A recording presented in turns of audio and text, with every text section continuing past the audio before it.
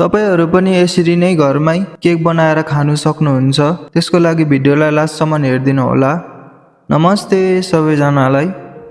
मलाई चाहिँ स्क्रैचबाट केक बनाउनु सिकाइदिनु न भनेर मेसेज आएको थियो अनि भएको बेलामा भिडियो बनाएर हाल्छु भनेको थिए।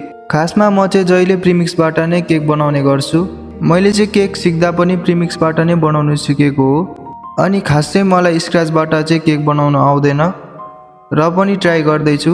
सुरुमा चाहिँ मैले 150 ग्राम दुधमा भिनेगर हालेर एकछिन दुधलाई फाट्न छोडिदिए अनि 150 ग्राम मैदालाई मजाले छाने अनि अलिकति बेकिङ पाउडर र बेकिङ सोडा अनि अलिकति नुन पनि हाले। बेकिङ सोडा चाहिँ बेकिङ पाउडर जति हाल्नु भएको छ त्यसको आधी हाल्नुपर्छ। त्यसपछि 75 ग्राम ओइल अनि 150 ग्राम चिनी लिएको छु।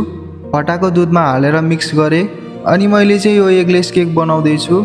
त्यसपछि अघि राखेको मैदामा यो मिक्स गरेको दुध अलिअलि हाल्दै मिक्स गर्नुपर्छ। मजाले मिक्स गरेर यतिको भइसकेपछि एउटा बटुकामा खनाउने र 25 to 30 मिनट्स बेक गर्नु छोड्दिने। मैले चाहिँ अलिकति धेरै नै बेक गरेर हल्का बाहिर डढेको छ। तपाईहरु चाहिँ मैले जस्तै गल्ती नगर्नु होला। अनि तपाईहरुसँग ओभन छैन भने भाँडामा पनि बेक गर्न सक्नुहुन्छ। कस्तो लाग्यो आजको भिडियो कमेन्ट गरिदिनु होला। धन्यवाद।